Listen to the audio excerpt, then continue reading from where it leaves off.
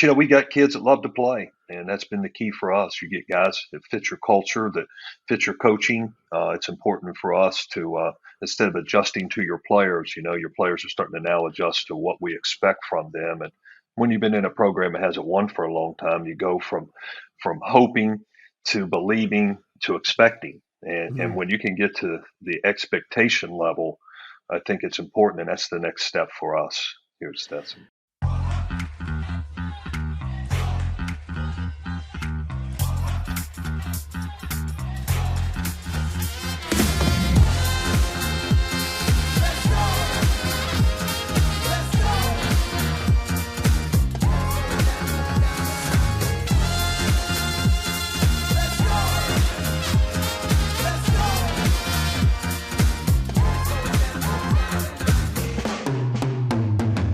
Hey, welcome to another Coaching You podcast with the Coach Brendan Suhr. And today I'm really excited because we had a conversation with Donnie Jones, who's one of my best friends and someone I've worked with, I've known for 20 plus years since he was an assistant at the University of Florida with Billy Donovan. And Donnie is one of the most thoughtful humans in the world, an incredible basketball coach, a server of people, and a lifelong learner. And as I often said when I worked for him at UCF, um, you know, people would say, "Why did you leave the NBA and you're working over here at UCF?" I said, "It's not often you can get a chance in life to work with your best friend every day." And, so that's why I'm with Zach every day. And then I have Donnie. It's just great to be around people that you really care about and learn from every on a daily basis. I'm so thrilled for him because he's got one of the toughest jobs in the country, and at Stetson University, and he is 10-7 right now. They've played out of 17. They played 13 road games already. Going to Ireland to play 2 games. It's absolutely incredible what he's done, and he's got a team with academics were a huge priority at the university, and he's got to recruit different kids. But he has gone about reinventing himself as a coach, which I love. 3-point shooting, one of the best teams in the country at that. He's played Florida State, South Florida, University of Florida. I mean, the schedule is ridiculous, but he goes about it and just, his kids really compete. And I just think that's so important. But he's one of the very best, and I think you'll find out why and how he's gone about building a program.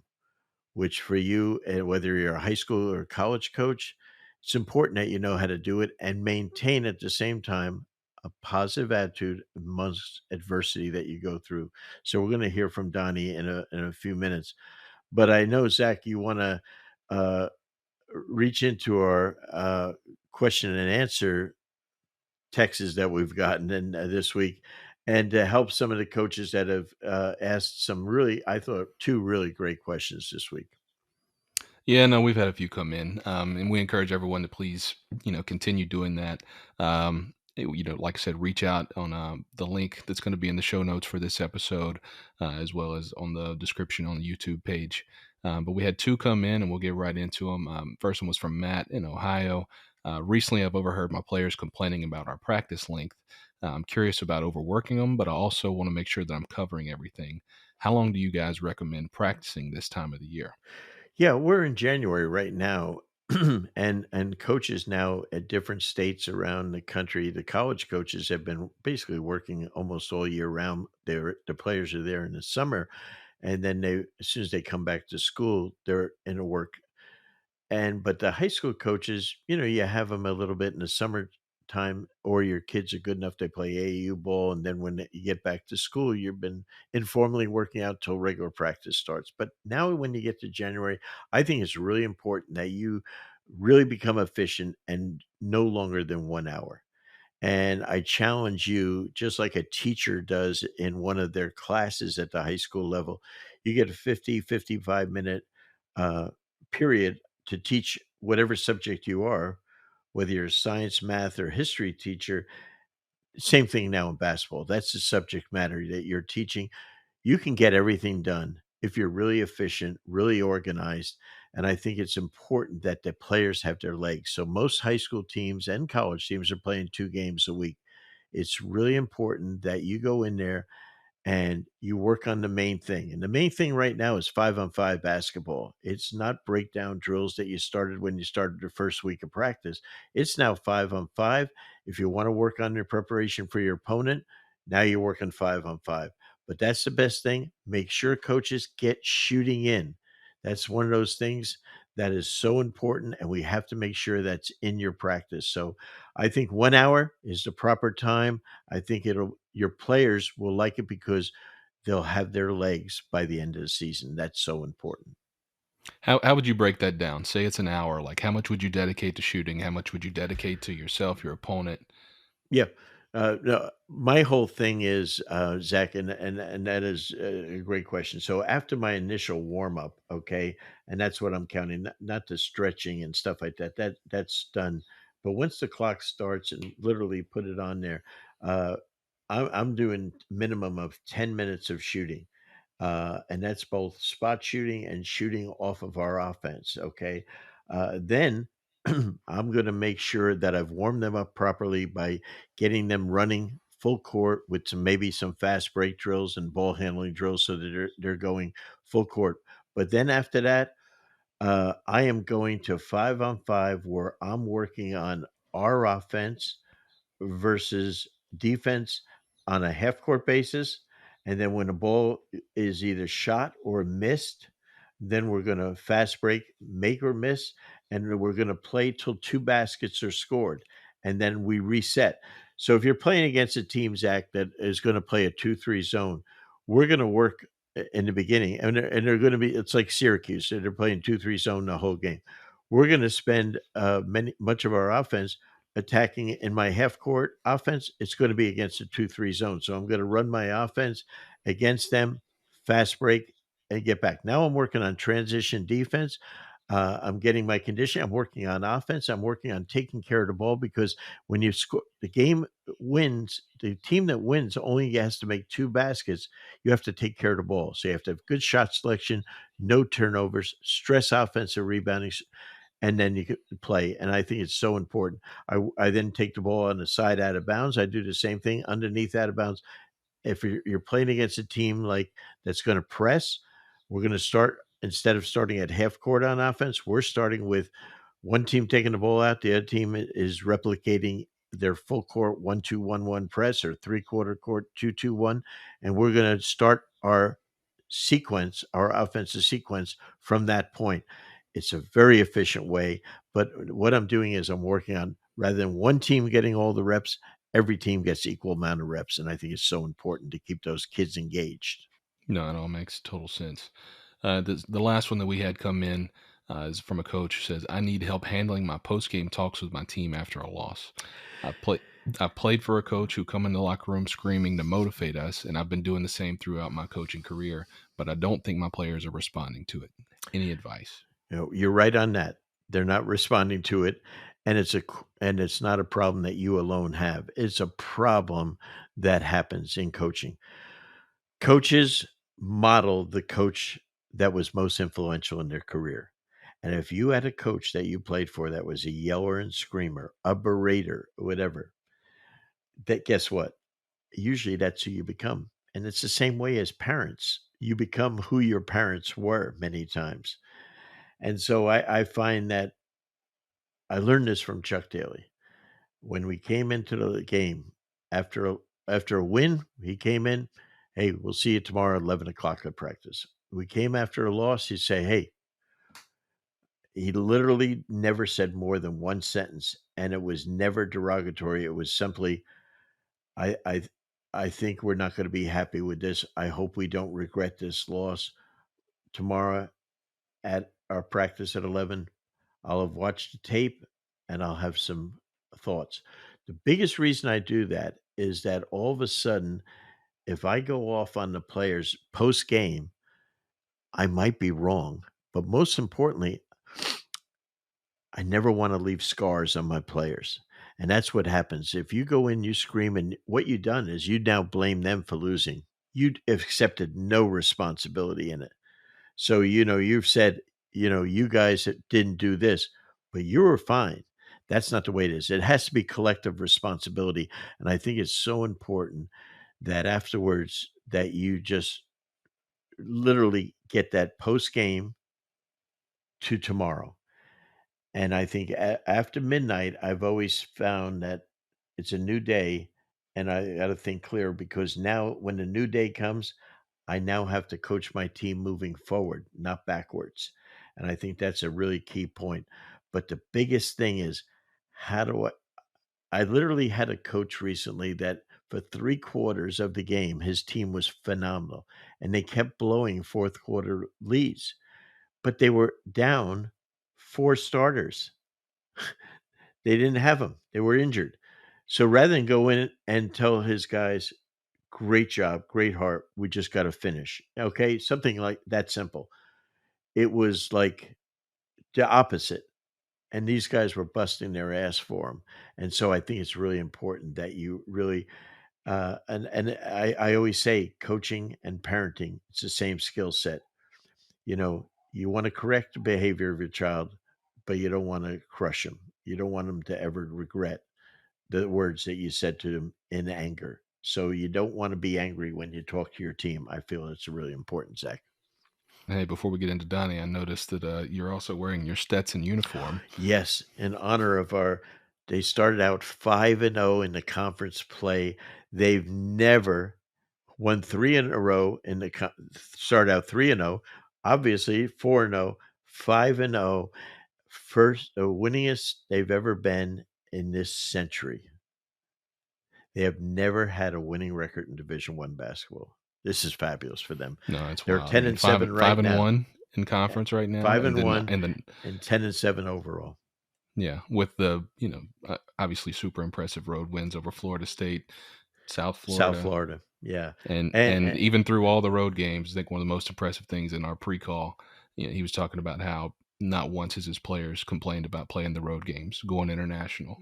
It's they're in a good spot. They're in a really good spot to go forward. Yeah, and I think when you find out and you're close to someone like last week, for instance, they had to go up to Louisville to play Bellarmine, who's Scotty Davenport's been on our podcast, a phenomenal coach and a dear friend of ours, and Scotty's one of the best coaches. He beat Louisville. I mean, plays UCLA every year, Duke. I mean, the guy's an icon as a coach, and and they leave their campus at 5:30 so they can take a nonstop flight, and that's when the FAA shut down all the airplanes in the United States, and they didn't arrive till like 7 o'clock at night, and the next day won by 40.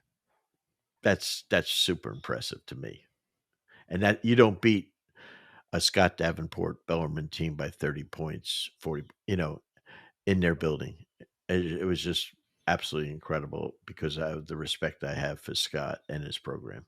So that was cool. So, I think after listening to our friends and sponsors, we'll get back and you'll really enjoy Donnie Jones. We're thrilled to have our longtime partners and friends at Dr. Dish Basketball on board as sponsors of the Coaching You podcast. Dr. Dish machines are undoubtedly the most user-friendly and advanced machines in the world of basketball today. Dr. Dish has completely revolutionized and reimagined the shooting machine to provide the best solution on the market. Join top programs around the world like Duke, North Carolina, Florida, and countless others and upgrade your shooting machine to Dr. Dish. Dr. Dish machines are the best way to increase purposeful reps in your program to get players better, faster, while tracking progress along the way. Dr. Dish provides so much more than just your standard shooting machines with custom training, pro trainers, and coaches on demand, real-time and detailed analytics, and top-of-the-line drills and workouts. If you're looking to take your program to the next level, look no further than Dr. Dish for the best basketball training machine in the world. If you have an old machine that's just collecting dust in your gym, did you know that you can trade that in to Dr. Dish for up to $1,500 off and get a new dish? Make sure to give our friends at Dr. Dish a follow at Dr. Dish B-Ball on Twitter and Instagram for great daily drills, workouts, tips, and inspiration. Or contact us at drdishbasketball.com. Don't forget to mention Coaching You or our podcast for $300 off your purchase. Coaches, are you looking to take your game preparation to the next level? Then Fast Model Sports is the perfect coaching software for you. With FastDraw, build an organized library of plays and drills and create professional playbooks to share with your players and staff. You can also download over 9,500 free plays and drills from our Playbank directly to your FastDraw account. Looking for a better way to build your scouting reports and want to include video?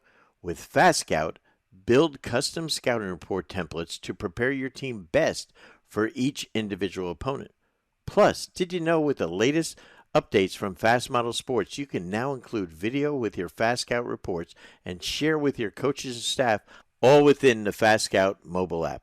The combination of FastDraw and FastScout is by far the best way for you and your coaches to create winning game strategies and effectively communicate them to your team. Over 10,000 high school and youth coaches trust Fast Model Sports products to help their teams reach their goals.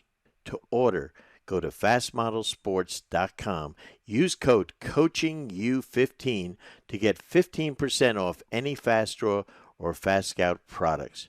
Remember, go to fastmodelsports.com. Use code COACHINGU15 to get 15% off any FastDraw and FastScout products. Hey, welcome to another Coaching You podcast with the Coach Brendan Suhr and my favorite coach of all time, Donnie Jones, the head coach of the Stetson Hatters. And this is Stetson Day as I have my three-quarter zip. Coach has his, practice gear on already, ready to go for practice today. Even our CEO, Zach Kendrick, has his thing in the Stetson Hatters as he's recording in our Hudl studio today. And but, Coach, what a start to the conference play by you guys. Congrats. Yeah, thanks, Coach. I appreciate it. It's been an interesting challenge. As you know, conference play is always a challenge at every level, but our league has been, I think, very unique this year with 14 really good teams. I think one of the things that's so amazing, and you look at different conferences around the country, men's and women's, and I always look at their non-conference play and their record, and then their conference, when they get to conference play. And the women are famous for this. Some of the really good teams, they're undefeated coming at a non-conference play, one loss and stuff like that, filled with. And when you were at Florida, you were the master of, used to schedule 20 home games a year, I remember. And, and all of a sudden, you'd be 18 or 19-1 at home and on your home game schedule. You haven't had that good fortune. You don't have that football guarantee money that you had at Florida or even at Dayton, where you can just load up on guarantee games. So your challenge is totally unique from other Division I schools. Yes, it really is. We're on the other side of that. And so for us, we've embraced that. We're going to play four really high major teams every year for guarantee money. That's always important to be able to fund our programs and not only our program, but the other programs at the school.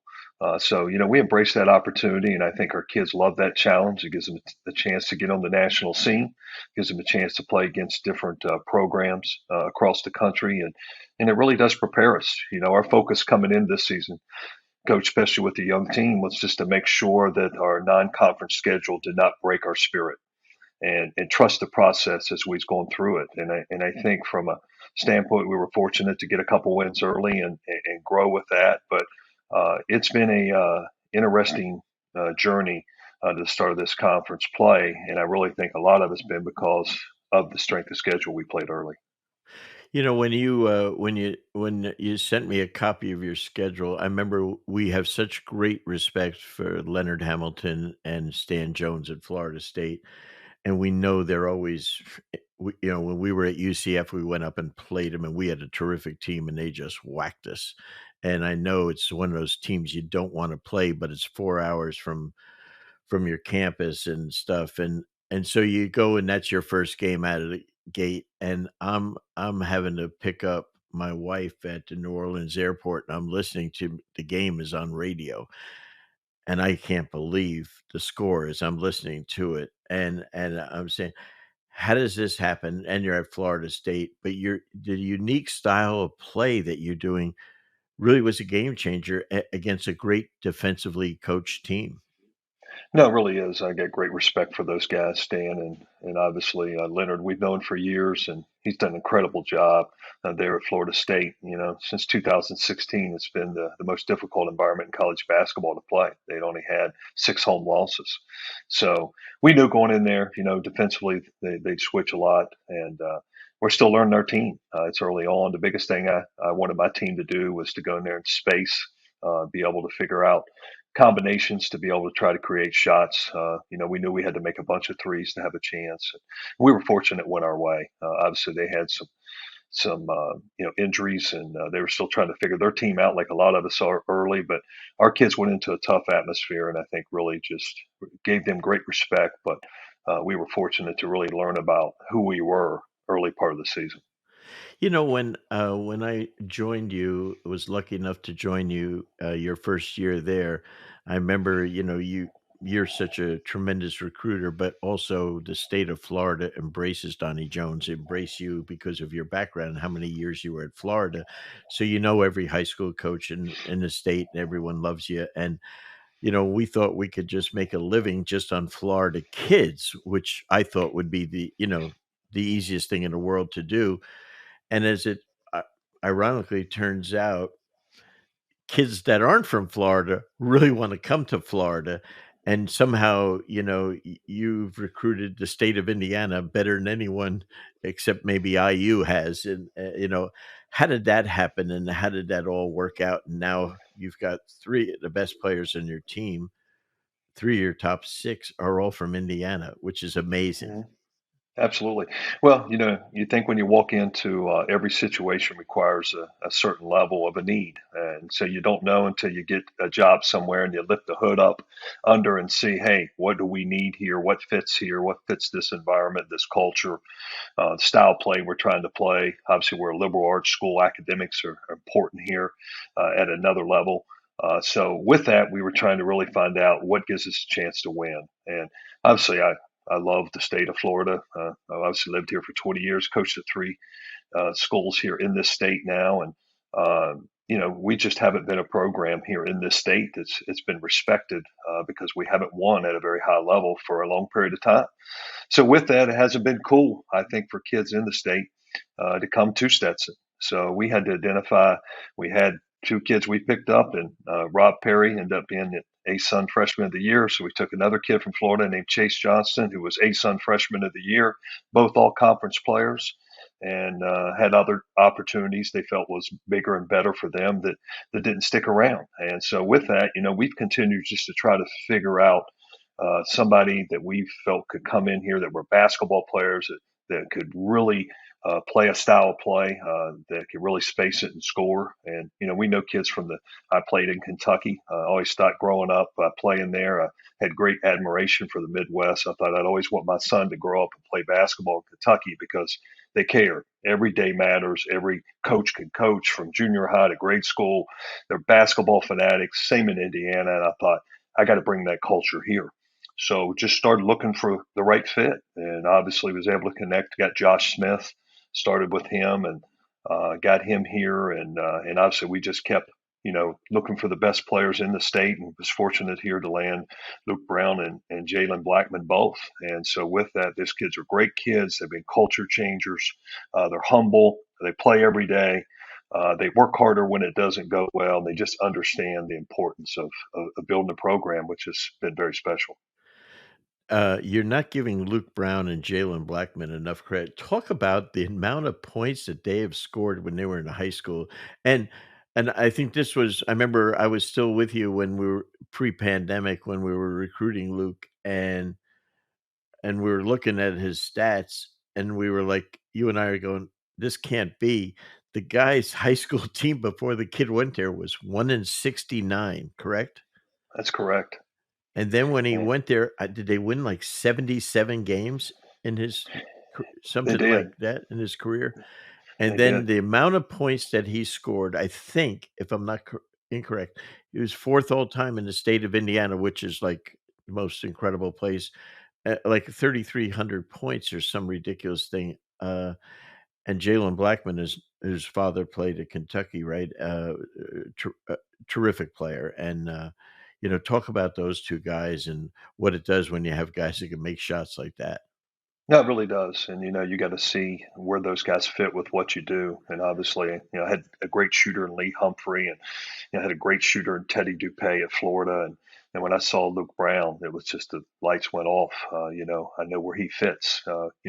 Guards have always been able to score in this style of play. We run plays for him. We get shooter shots. We play to guys' strengths. And a guy like Luke Brown really saw what he could do instead of what he couldn't do. Everybody was saying he can't defend, he's too small, he's all these things, but they wasn't thinking about what he is. And those things will get better because he will learn and grow and compete. And so, we were fortunate to get Luke, and then, Luke had the opportunity when he came here, and obviously it was a struggle for him when he first got here, coach, and he ended up leaving after the first semester and transferred to Ball State, and then decided to come back after a coaching change, and obviously he brought his best friend with him in Jalen Blackman, and got to know Jalen, recruited him and James, and I love the basketball culture. James is the head coach at Marion High School in Indiana, Mr. Basketball with the Kentucky, and obviously, they're a basketball family. They have a gymnasium in their home,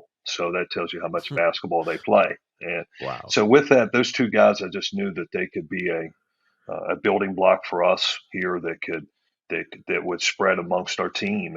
And those guys both. Jalen was the seventh all-time leading scorer and blew his ACL his junior year, so he didn't even play all of his games, or he probably would have been top two as well.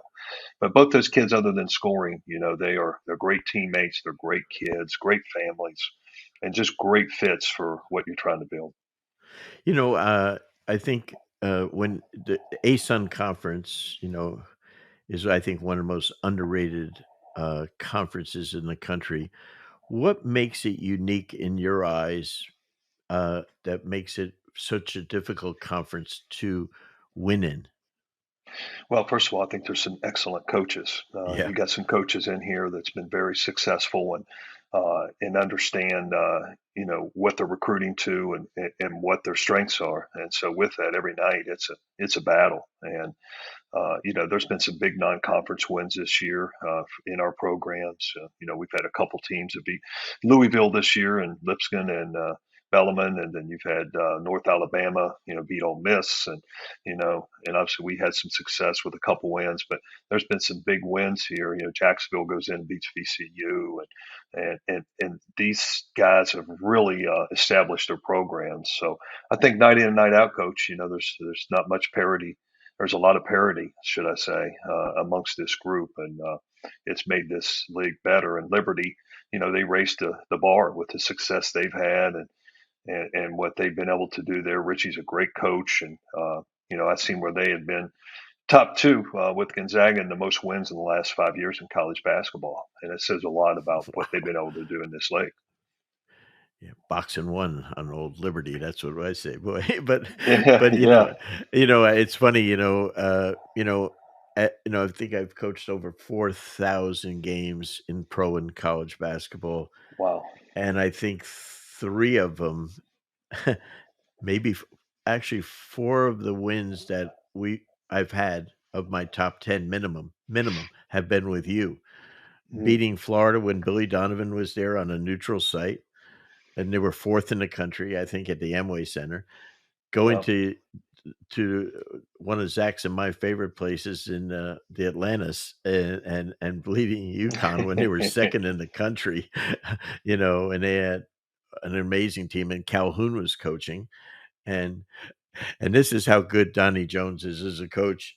We're getting our ass kicked. And at halftime, he says, "We're going to switch to a zone." I said, "Coach, we haven't played zone this year." He said, "Well, we're going to start right now." And they couldn't make a shot.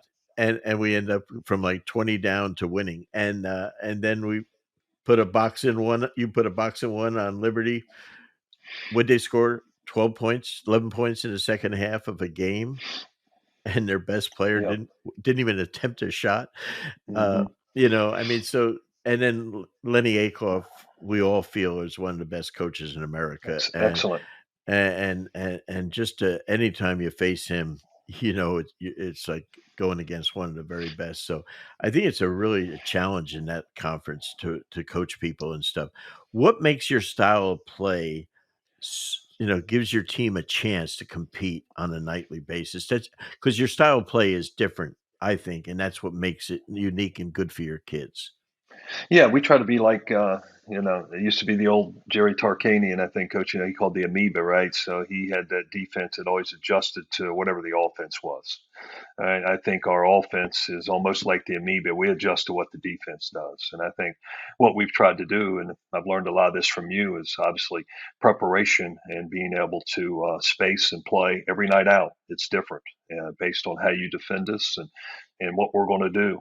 We give a lot of different looks. We got a lot of different plays and concepts we play out of. I think our terminology's been really good. I've learned a lot of that from you of just understand the importance of being able to put things in, but making sure guys, it doesn't matter if guys can't understand the language. So I think we tried to keep things simple, play to people's strengths, and just be able to get guys to be unselfish. I think I've seen a stat we're like 18th in the country in assist turnover ratio this year. And, we're all freshmen and sophomore, pretty much guards. And I think it's been a lot because of our spacing and playing out our concepts. And we played against really good teams, and it's given us a chance. I think we're top 20 in 3-point shooting in the country and 3-point makes. And like Weza Pans is number 4 and Luke Brown's number 1 in the country. So we Jeez. played to those guys' strengths because they can really shoot the ball. And I think now we just got to be able to sustain ourselves defensively the nights that those shots aren't going down to be consistent. But it's like running the fast break. You're going to have more turnovers if you fast break than if you walk the ball up the court. Your pace of play is going to be, but when you shoot threes, there's going to be nights you don't make them, but that happens in basketball, all the time. But I think it's been really fascinating to watch is to watch.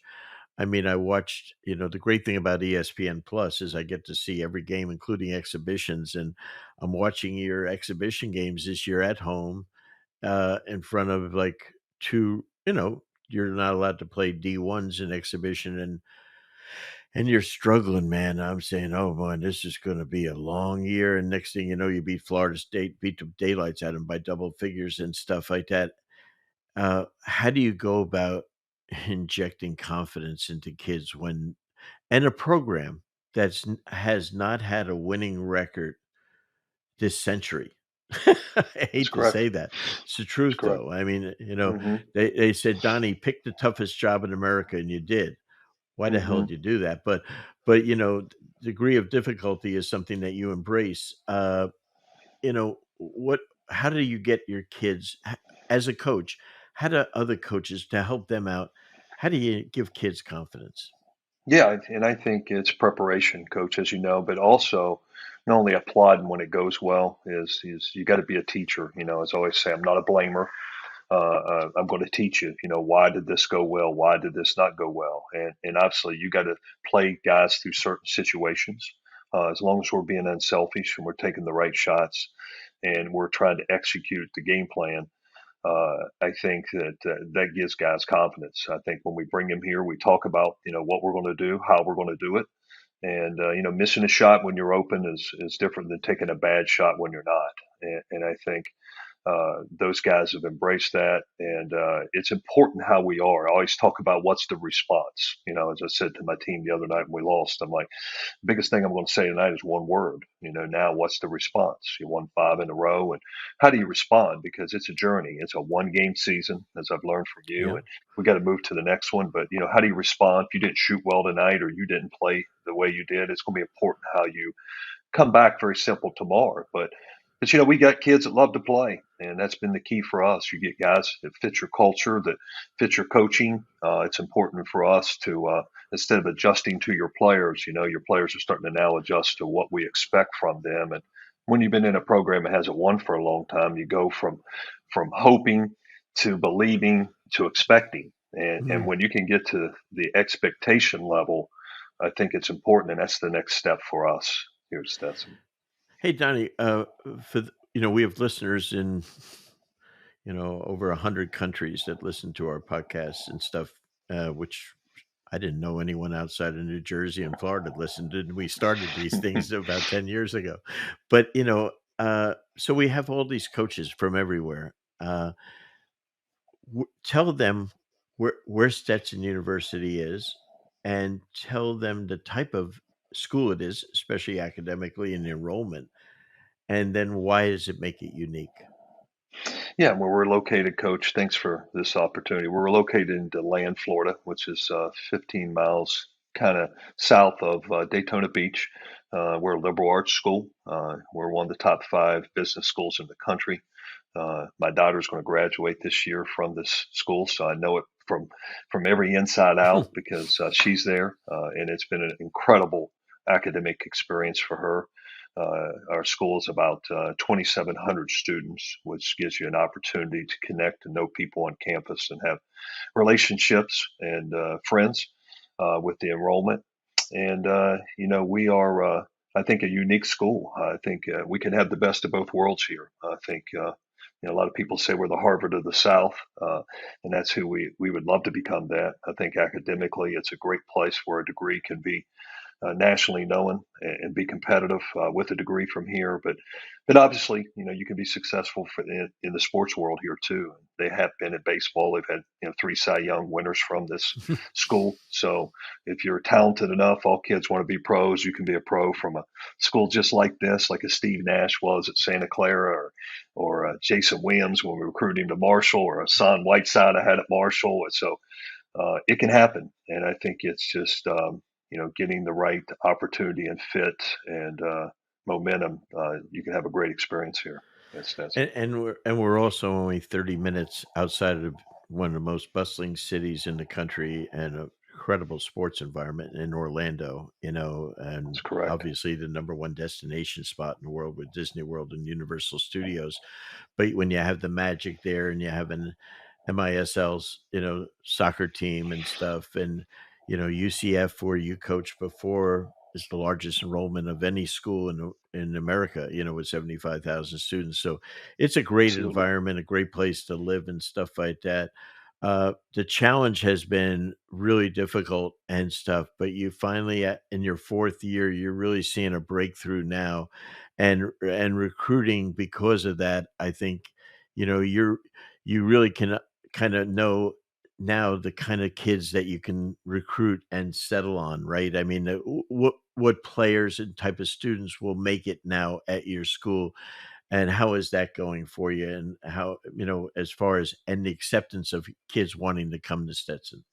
Absolutely. It's a lot of people worry about the NIL world and the transfer world, Coach. And everybody says, "Hey, how you adjusting?" And it's something that's I still believe it's the old-fashioned way. You just coach your kids and you love them first. I'm not a screamer and a holler. I demand and I teach. And I think getting a kid that fits academically as well as a teammate and a kid that still wants to develop and progress. You're gonna have kids come and go. You just got to continue to get the next one that fits what you do. I think chemistry still has value at this level, especially. It gives you a chance to play against the high level teams who are constantly changing players in and out every year. But I think we've signed 2 kids, 6'10", both. One's an international kid from France. We're an international community. Half our team's international, so we can recruit all over the world. So it's a great place for that. And we got some great schools, like you said, here in Florida, that has international kids that love the opportunity to be at a place here in Florida like this. Donnie, I know you have a big week coming up. Explain, all these conferences play different. The SEC and Big Ten, they play, Tuesday, Wednesdays, and Saturdays. Excuse me, you guys play Thursday, Saturday afternoons. What challenge does that present as a coach in preparing your team? You finished last Saturday afternoon. Now you don't play till Thursday night and then have to go again Saturday afternoon. As a coach, how does your week of preparation go in? Yeah, it's a great question, Coach. And I think obviously, we put probably 80% into whoever we play Thursday. And I think that's important because usually the first day, like today on a Monday, our first day today will just be a recap of what we experienced on Saturday. Sunday's usually a day off, even though we're traveling. You come into Monday, you watch film and what you did well, and obviously you learn from that quick, and then you jump in and make your corrections and introduce who you're getting ready to play. And I think that's the biggest thing on Monday and Tuesday and Wednesday, and then obviously you have one quick turnaround before you play on Saturday, and sometimes that's Saturday at 2 o'clock, like we will play.